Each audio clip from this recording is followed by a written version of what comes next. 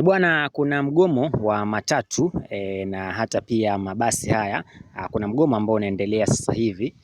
Hii ni kutokana na kupanda kwa bei ya mafuta, na sio mafuta ya samli mtazamaji, ama mafuta ya kupikia. Bwana, ni mafuta ambayo tunayozungumzia ni petroleum.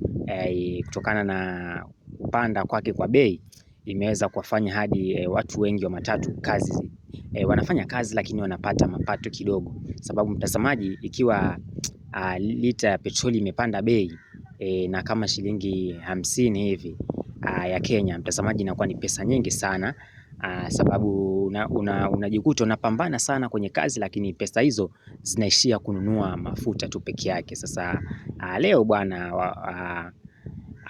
hawa ambao wanamiliki matatu, yani ambao wanaendesha matatu na hata mabasi, wameamua kidogo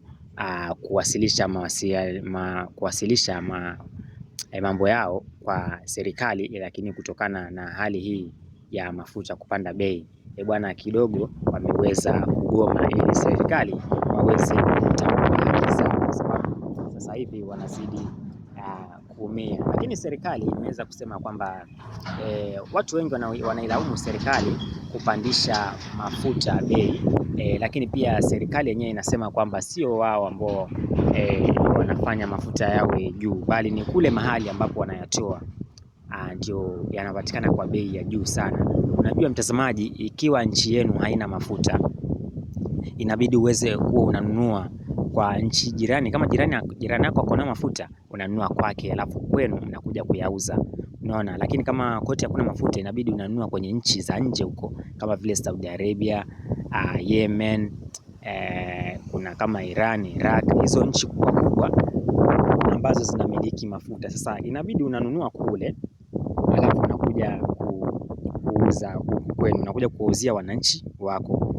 Lakini sasa unapata sasa hivi hapa nyuma kidogo kulikuwa kuna mzozo ama kulikuwa na vita kati ya Iran na Israel na inajulikana kama vile Amerika. Sasa ikawa Iran inalipua kila mahali ambapo kuna mafuta, Saudi Arabia, Abu Dhabi, kila mahali kukaa kunalipuliwa.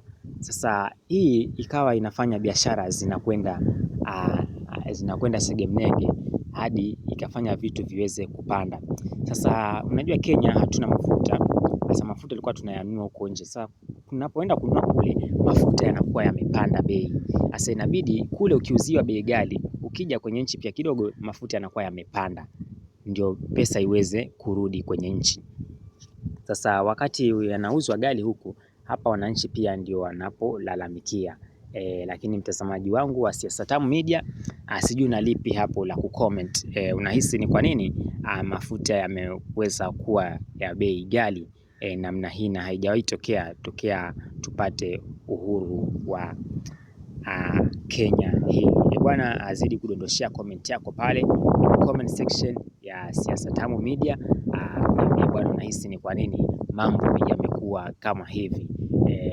Unalaumu nini hapa ambacho kimeweza kufanya mafuta yakaweza kupanda bei namna kama hii? Usikose kusubscribe, usikose kulike, kwa sababu unaposubscribe na kucomment, basi unazidi kuzipata habari hizi za Siasa Tamu Media. Kila muda tunapozidondosha unakuwa wa kwanza kuzipata habari hizi, na pia unashare kwa ndugu yako, jamaa wako, rafiki yako, ama mtu yote wa karibu ambaye pia naye angependa kupata habari kama hizi.